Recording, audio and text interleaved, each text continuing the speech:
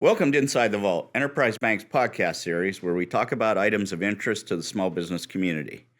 Today, we're going to talk process and management improvements. With me today are Doogie Levine of IAS Business Coaching and Consulting and Sarah Halperin DiPerna of ProcessWorks. Both of these individuals have worked together in assisting small business owners in improving their operational efficiencies and their customer experience. Doogie, Sarah, welcome to Inside the Vault. Thanks for having us. Thank you very much. Sure. So before we start talking about, process improvement and leadership in a small business, give me a little background on the two of you and your company. Sarah, ladies first, we'll start with you. Sure. So I have been with ProcessWorks, and ProcessWorks has been in existence for about a year and a half now. Before launching this company, I worked in the logistics and steel industries mainly, and I over multiple different companies, I kind of was funneled into always the same role of documenting and rolling out training and process facilitation, standard operating procedures, those kinds of things. And a couple of years ago, my father, Michael, came to me with this idea for a company that he had, but didn't have the time or capacity to be able to run it full time. And so he and I had sort of talked about it for a while. And in August of 2023, we actually launched this thing called ProcessWorks. And now what we do is we help companies with exactly what I was doing in the steel and logistics industries before, is we help them document their processes the way that they want them to actually function, and then we help them roll them out through the company so everyone's on the same page about how everything's going to work. Interesting. Doogie, how about you? You've been in management consulting for a bit. Yeah, so IAS, we're coming up technically on our 4.5-year mark. So I have a non-traditional background. I didn't grow up in corporate America. I actually grew up in nonprofit work, youth work. But I have the pleasure of being the guy that was always hired to build the thing, right? The nonprofit would be like, we want this, build it. Cool, what is it? I don't know. And so that's what I did. And in 2016, I had the opportunity to build a summer camp from scratch. And I built a camp for the Boulder Jewish Community Center. Took it from 0 to 1,000 kids. And in 2019, I started asking myself, what's next? So I moved back to Pittsburgh, where I'm from, and started exploring the world of consulting. And one of the things I noticed as I started meeting business owners was the reason they're struggling to scale or to achieve their goal had nothing to do with sales or marketing. It had everything to do with the lack of knowing how to replicate how. So they didn't know how to integrate people into their business. They were struggling with employees because they didn't know how to teach them to do what they need to do. They didn't know how to replicate the service they wanted to deliver over and over again. So that's how IAS got launched, with that, goal of helping to these businesses really start figuring out how and then really be able to implement it. So IAS is an acronym for? Ideas, Action, Success, because it's a belief of mine that a lot of people get stuck with ideas, and the only way to turn an idea into success is to turn it into an action. So that's where that came from. Interesting. So let's boil it down to its basic elements. I mean, businesses basically are people and processes, right? Yeah. And I guess, the focus that you both have in a little bit of a different approach is how do you pull those two resources, people and processes, together to make it, most efficient from an operations perspective. So what are the biggest challenges that small business owners face in this area that you all consult in? So one of the things that I've seen, and one of the things that I noticed before this when I was working in the steel industry, is that companies often have a tendency to find something that works for them and to continue operating that same way even as they grow, even as they scale up. And one of the questions I always ask the companies that we work with is, are you operating your business the same way that you were 5 years ago? Because the thing is, the business has changed, the world changes, but they don't realize that they're still operating using the same processes, the same procedures that they've always worked with, even though the business isn't the same. Fear to change problem. Yeah, right? Exactly. That's definitely one of the big 5 in this space, is that fear to change problem for sure. I see it all the time. I would build on it. I would say the next one that a lot of business owners struggle with, and I'm sure Sarah's seen this plenty, is the first step fear.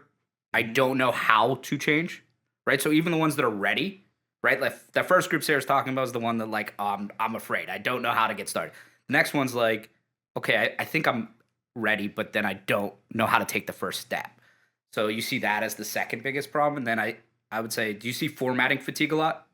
Yeah, absolutely. And especially when you're using kind of the same, one of the things that we kind of warn companies about when they're documenting processes specifically is this idea of like the 70-page operating manual, that everything has to be written in this tedious level of detail. And process is such a vague, nebulous thing that there tends to be the assumption that, you know, oh, well, I'd rather do too much than not enough. And then you just end up funneling all of this time and energy into something that no one really uses. Yeah, versus like what we stress is creating tools, right? It doesn't matter if it's a written document or a video or a training or a software tool, or now using generative AI as that, you know, process improvement tool. It's about creating tools, but understanding what's your workflow, right? If you can understand your workflow now, then it's just about building the right tools and then changing the human behavior to use the tool, or designing the tool in the first place to fit the human behavior. Right. So there's some big misconceptions out there, I'm assuming. Yeah, one of the things, and I sort of just touched on with the idea of this 70-page operating manual, when people think of process, they tend to fall into one of two camps. Either that it's this super vague, nebulous thing and that they don't even really know how to even approach it, kind of what Doogie was saying earlier, where do they even start? Or this idea that it has to take up, you know, hours and days and weeks of time to document every little single thing that you do so that you can pull anyone off the street to do any function in your company, which in reality is usually not the best use of anyone's time to be able to write something to that level of detail. Nor should it be that rigid. Exactly. In reality, right? Like process and process improvement and continuous improvement and all these concepts are really about flexibility, right? Like process, I would say I'd add to it is like the mindset that a lot of business owners have is that it's a finite experience, right? It happens one time, it's done. I write the manual, it's done.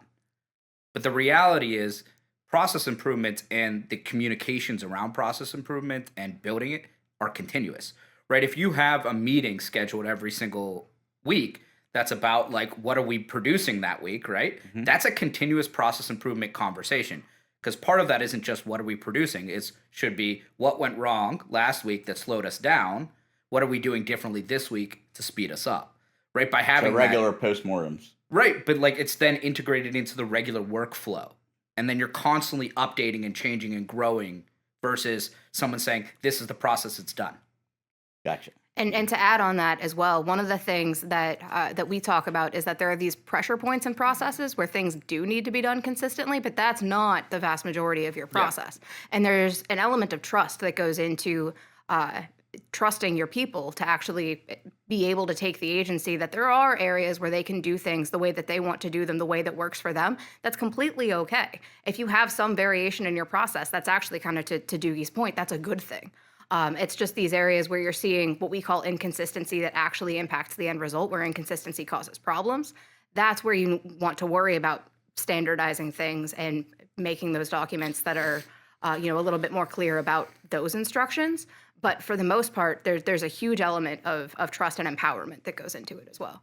Now, is the end goal here, I mean, when I think process improvement, I'm thinking I'm trying to create efficiency. Is it just efficiency, or does it have to do with, revenue generation and customer service? And well, so I would say you have to backtrack and define what efficiency actually means for that business. Okay. Right? So like if you have a streamlined production piece, and that's purely a speed question, right? Right. Because the speed equals more revenue. But if I'm providing a service, for instance, and we're talking about efficiency, say in a restaurant, right? Efficiency out of the kitchen is still that streamlined experience, but efficiency on the floor in terms of the service we provide to the table is substantially different. So our marker changes. So I would say you have to backtrack. Let's define it differently, right? Or understand what the definition is for that specific process, and then say, cool, how does this impact? How are we changing it? How are we building on it? That's, my 2 cents of that. Yeah. One of the words that we use most often, I think, is consistency. That when you have your process, when you have it well established, well defined, what you're going to see is more consistency through your business. And as I was saying earlier, in those places where it matters.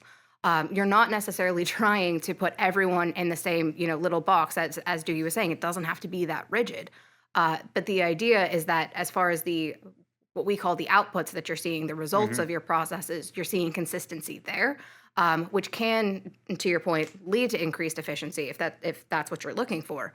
But it can also lead to things like increased scalability if that's what you're focusing on, increased profitability. It all depends on Increase, customer experience, like positive review. Like exactly. those are all outcomes. So, I mean, obviously, this all starts with identifying the problem, right?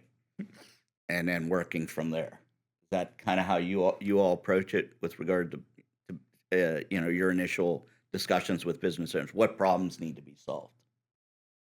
Yeah, so I would say I even take it a step back. I start with what's your ideal? All right. Like our process with our clients and with anybody that engages with us is to say, in an ideal world, what would this actually look like? Then I go and say, okay, cool. What behaviors would be necessary in your community? So your employees, Yeah. customers, what behaviors would be necessary to make this ideal possible? So we're identifying the human side of things before we ever actually talk about the how we're producing it, because that sets the stage for what your systems, your process, and all of that should actually look like. Because you have to change the human behavior along with the process. So we take a slightly different approach than traditional process improvement Yeah. by taking a look at those things. But yeah. One of the things that we do, one of the questions that we ask is when we're going into our initial consultations is if we had a magic wand and we Yeah, waved the magic wand and all of your processes are standardized, everyone's following everything the way that they should be, what would that mean for your business? Because sort of to that point, it then outlines. It shows their priorities, what it is that they're looking for, what their ideal would be, as well as sort of what they feel that they don't have right now, and it sort of uncovers both that pain and that ideal at the same time. Okay. So, based on your relevant experiences, what's some of the, I'm going to call it low hanging fruit, or what types of of processes are typically neglected in a small business that have the most impact based on what kinds of functions within a business? So I think one of the things that I see the most is that it's not necessarily certain individual processes. It's more that fundamentally a lot of small businesses don't understand what we refer to as their core processes, what those core processes are. Most businesses have some kind of org chart that you have HR over here and you have finance over here and sales over here, and they think that because of that org chart they have a process for each department, which isn't necessarily how it works. For instance, coming from the steel industry, we had an engineering department and a maintenance department. And whenever there was a problem on one of the mills, engineering would, examine the problem, come up with a solution, then hand the solution off to maintenance to actually, physically implement.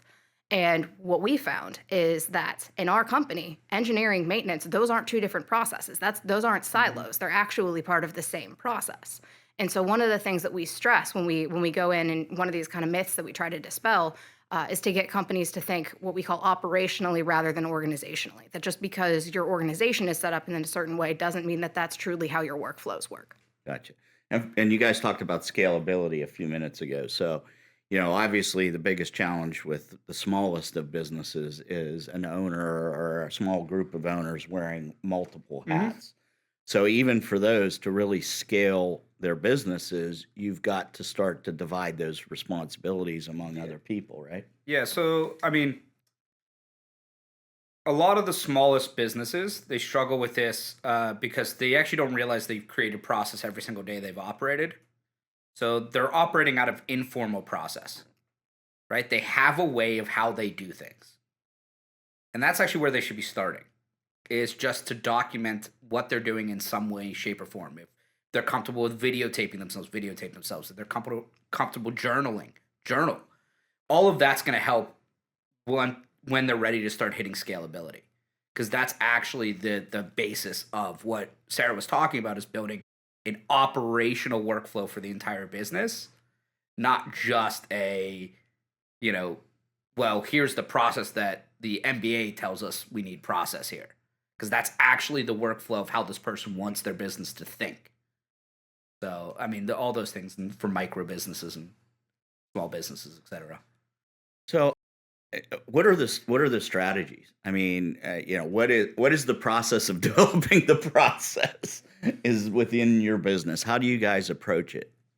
So for us, it's all about making the process of developing processes simple. Okay. Because, like I said, there's this kind of misconception out there that it has to be complicated, it has to be super detail oriented. What we do is we help companies, first of all, identify what that core process list is, that actual core process list. And when we go through and have leadership team members and operators, people who are actually the boots on the ground, people doing the process, we all have them, come in and give their feedback on what that list looks like. And what we've found is that every time we've done this exercise, over the course of, for us, we conduct workshops. So over the course of the workshop, the process list will change because what they think the process list is coming into it, we go through an exercise in process mapping, we have them kind of look at each process at a glance, figure out where they begin and where they end, and figure out how those gaps align to make sure that the processes actually flow into each other smoothly. And as they go through those exercises, they find that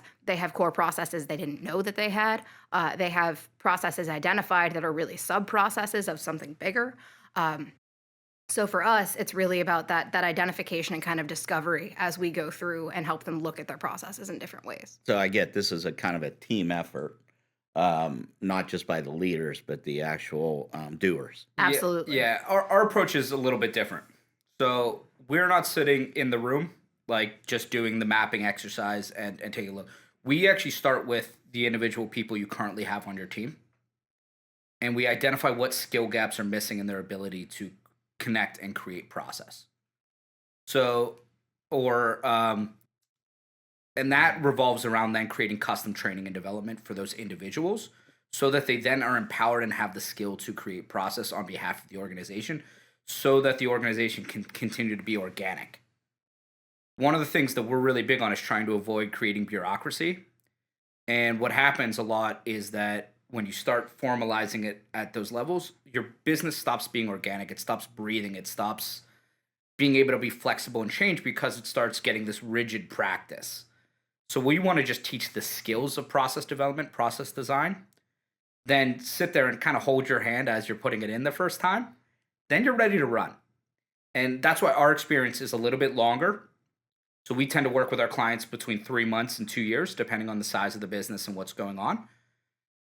And it's more about nurturing the skill set of the people. So from executive leadership down to frontline managers and developing a company that can really last and that every single person's empowered to be able to continue to do process improvement.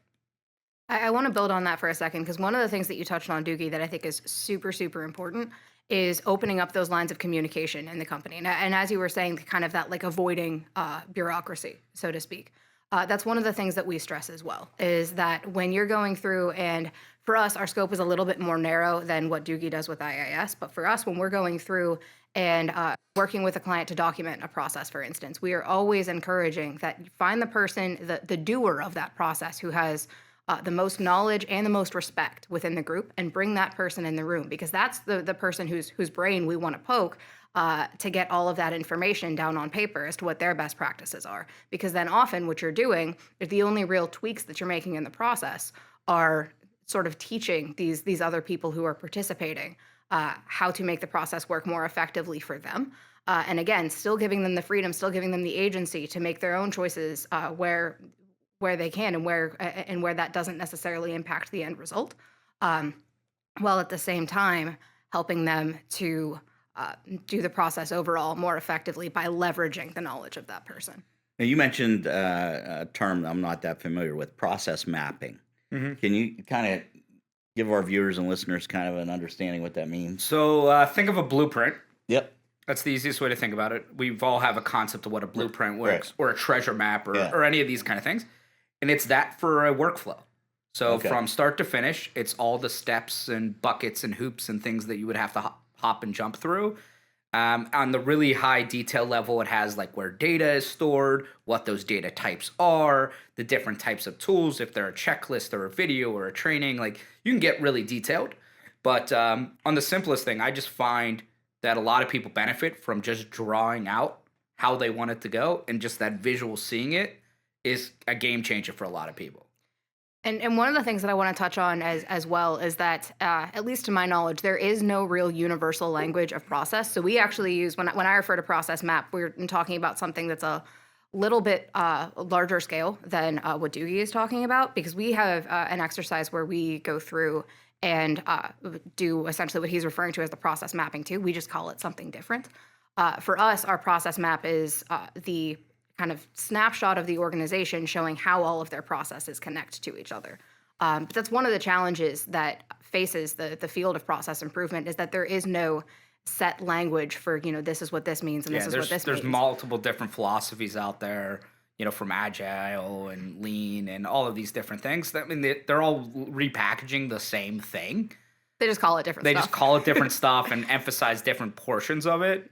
But, the root of it is just, let's get wrapped around how we want this thing to go. It's answering how questions. And, I love what they do at ProcessWorks, is why we work with them, is like, they're big in the high level, 30,000 foot, let's connect all the dots, and allows us to get in and be like, cool, now that the dots are connected, we can do the details. So, Right. it's good to complement. And you Absolutely. both mentioned, I guess, training is integral to this. Yeah. This Yeah. whole process improvement process. Yeah. Right. It's probably one of the top 5 things that companies don't do well. Yeah. Is train and develop people. So, And then we were talking offline a little bit. Culture is really important too, right? So how do you instill a culture that this is a continuous, ongoing, I use the word process, but a continuous improvement type of exercise? So one of the things that we see a lot is that culture has to come from the top, which I think is true to an extent. If you are looking to begin instilling a culture of continuous improvement, then yes, that initiative should have some basis at the top of the organization. But that said, oftentimes, just from what I've seen in my own experience, if you're looking to really change the culture of an organization, you can't just have it start in one section. And that kind of goes back to the idea of why it's so important to bring in those people who are the doers of the process and really get them behind it. Because cultural change, I'm sure, Doogie, you've seen this too, is one of the greatest challenges for a lot of I'm companies to face. assuming that exercise creates a lot of innovation and ideas too.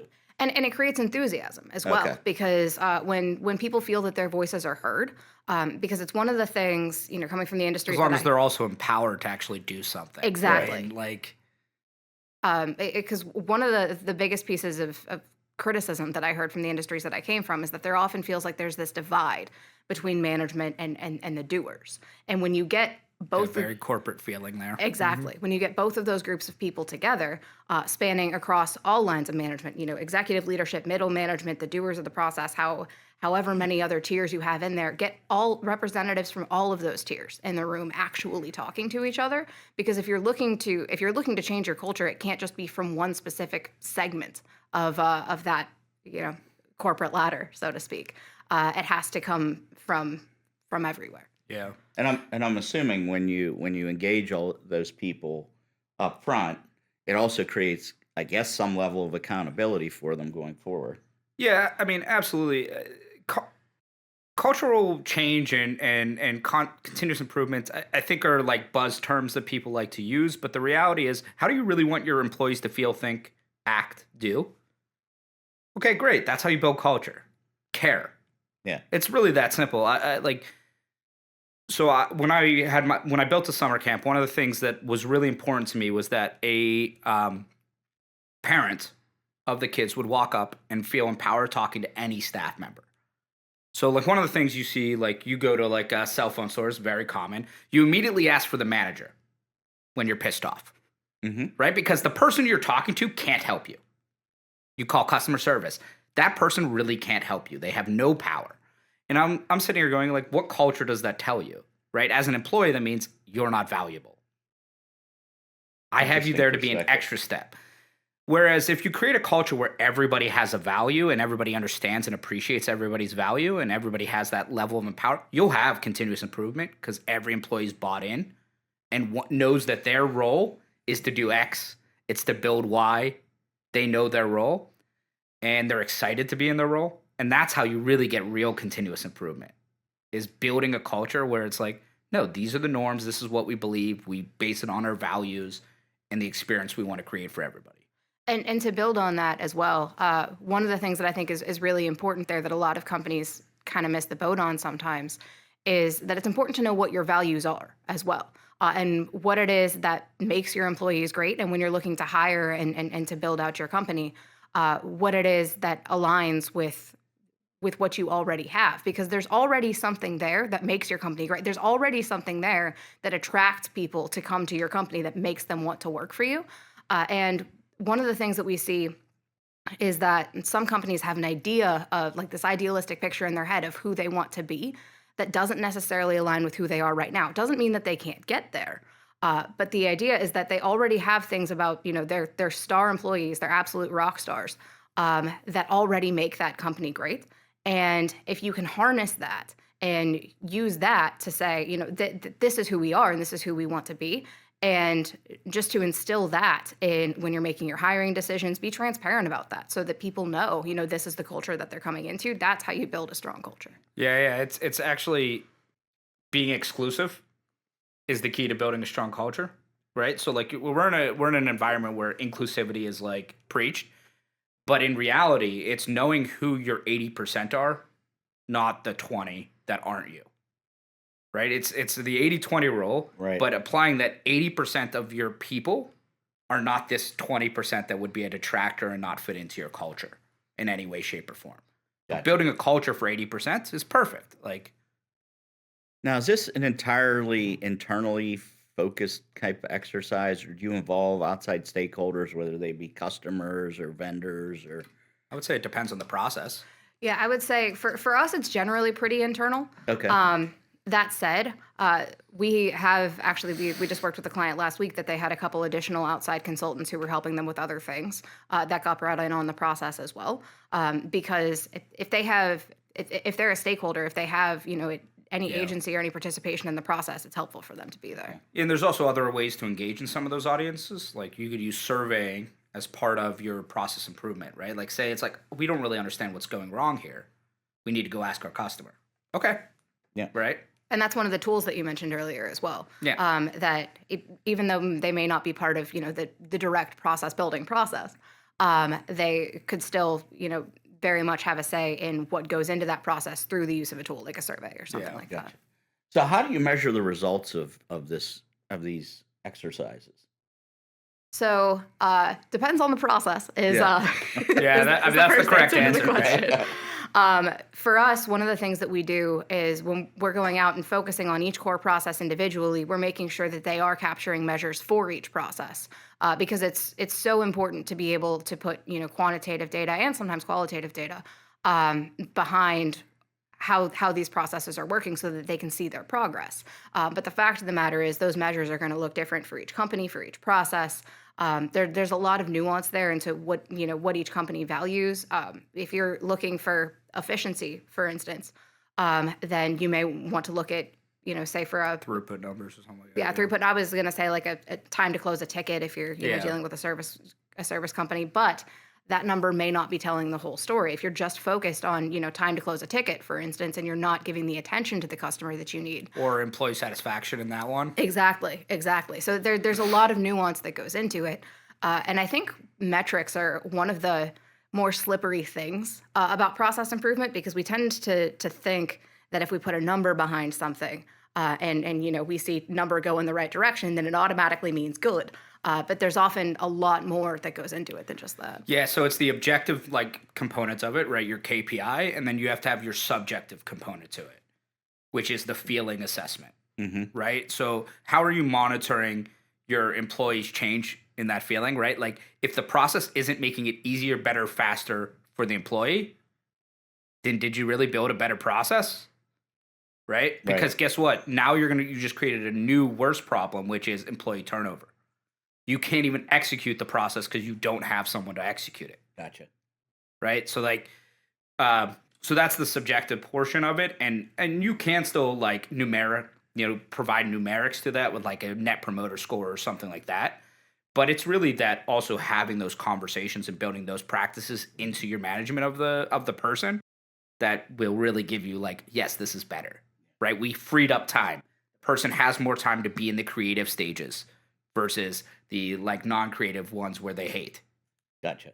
Which also brings in, I think, what we talked about earlier, why it's so important to have the doers be able to voice their opinions in the course of the development of the process.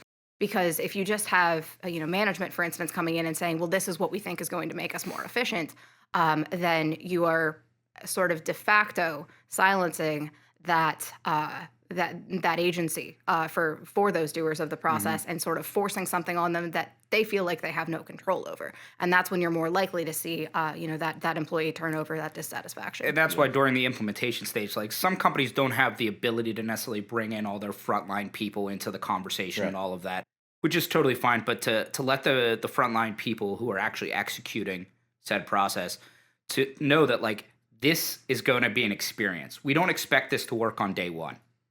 We need you to tell us what's not good, faster, easier, enjoyable, whatever. We need that feedback in this so that we do improve it over time. And invite their problem solving as well, because that's one of the things that does two things for you. One, it gives them that voice, and also probably gives you solutions to problems that you could not have anticipated because you don't have the experience that they do. But also, if you do have someone who is, because we do see this sometimes, just making noise to make noise, because change is hard, right? And you are going to see some resistance. This happens. But if you have someone who's you think being difficult just for the sake of being difficult, they're not going to want to put that work in.